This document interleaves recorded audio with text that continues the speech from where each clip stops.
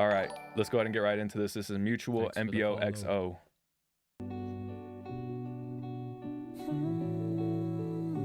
The next three artists to resubmit: Buddy Budsky, Vanta, and Steezy. Appreciate you, Vontae.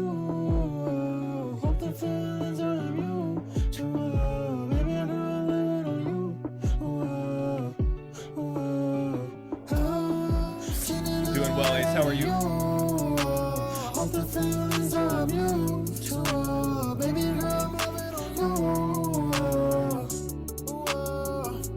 I can't take it.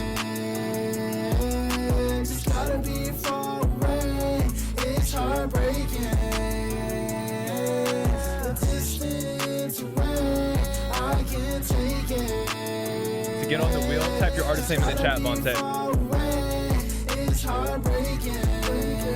Swear it's breaking me. This is NBOXO, K. Or Key. Sorry about that.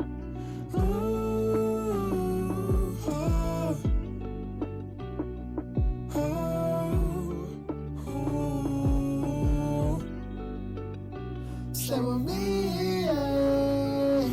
Stay with me, hey. Stay with me, hey. You captain of time, you don't exist. Loving on you, I can't resist. Yeah, show me signs. I really like those, I think it's like the deep vocal you have. Whether that's an octave or a fifth, I like that a lot.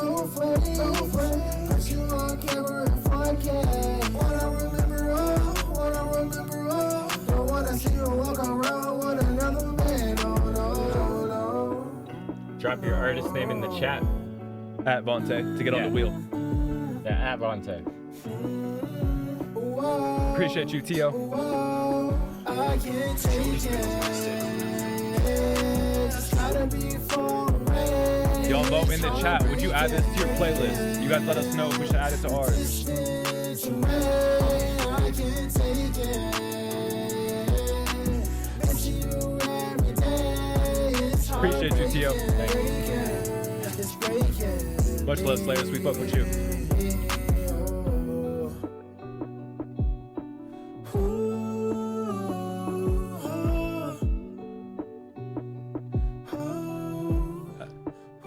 For anyone looking for NBOXO on Instagram or social media, it's NBO_XO. Yeah, check him out if you enjoyed that. That was Mu+ua. Man, so I thought it was like his voice is really nice. There was just a couple parts that sounded off key to me, and so I feel like it was maybe right around here. It was where that bridge came in, and so from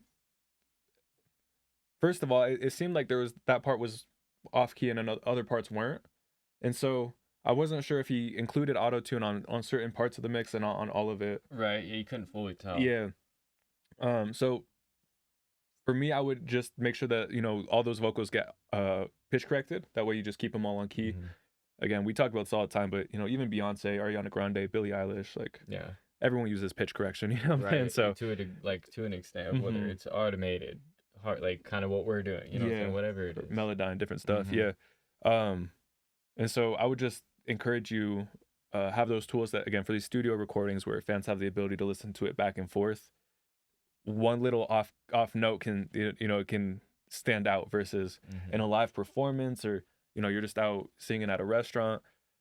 People aren't playing back the same moment over and over in their head, and so it won't stand out. It doesn't stick out. It's really easy. You just have a smooth recovery. You keep it rolling. Versus on a studio recovery, it's like every time you hear the song, you're gonna hear that. And so I would just encourage you really lock in on those, and then also in your recording environment.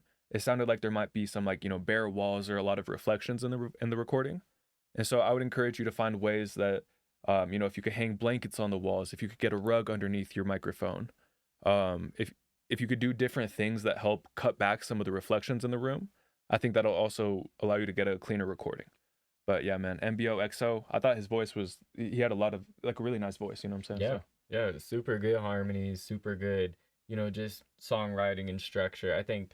Not to repeat anything Poetic just said, but I think if there was one thing that I would say, hey, just an extra thing that work on or add, I think it for me would be the layering. So I did like how you had a deeper vocal in there, but it almost seemed as if this was like a doubled version of your normal vocal, like the same kind of mix, all the same EQ, compression, all those things. But then you just added the deeper effect or like the other things, and it felt like they're stacked on top of each other. So my thing would be, hey, to go back in the process, and go get kind of just redo that process instead of using what you already have.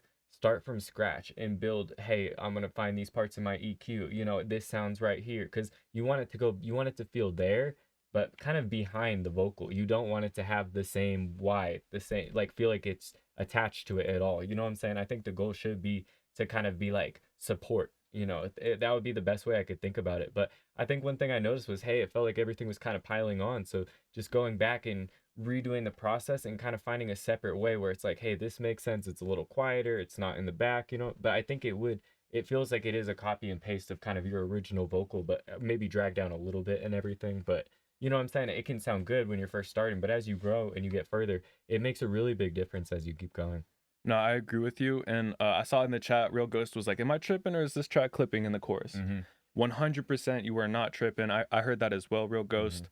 And a really easy way to deal with clipping is as soon as you import the WAV or MP3 from YouTube or wherever you get your beat from, drop it down 6 to 12 decibels. A lot of those beats are being mastered so that they sound competitive on these streaming services. Whether it's uploaded to SoundCloud, whether it's uploaded to whatever it's uploaded to. And so I would just encourage you to do I'm so sorry, what was I saying? Clipping. I lost my train of thoughts about that one. So you bring the beat down 6 to 12 decibels as soon as you import it. And then when you're recording, turn up your headphones a little bit louder and record maybe with your gain even a little bit up. You'll be able to hear your vocal louder, hear it louder in comparison to the beat. And then when you get in, the first thing you do, you get all the recordings you like, go back to what's called gain staging. Literally don't change any of the settings on the mix, anything like that. Just make all the tracks sound as good as they can using just the volume. Make it sound like so they have a really nice balance, everything like that. Once you get it to the best it can sound with just the volume, that's when you should go into the next, adding in EQs, adding in different effects. Yeah, good point. And so I think that'll help a lot with clipping. Yeah, because a bunch of that clipping does come from having a bunch of vocals stacked up. 100%. And when you're mixing, like I like to mix to roughly -6 dBs, and then in my master I bring it up to about -3, and that's where it's going to be competitive, commercially competitive.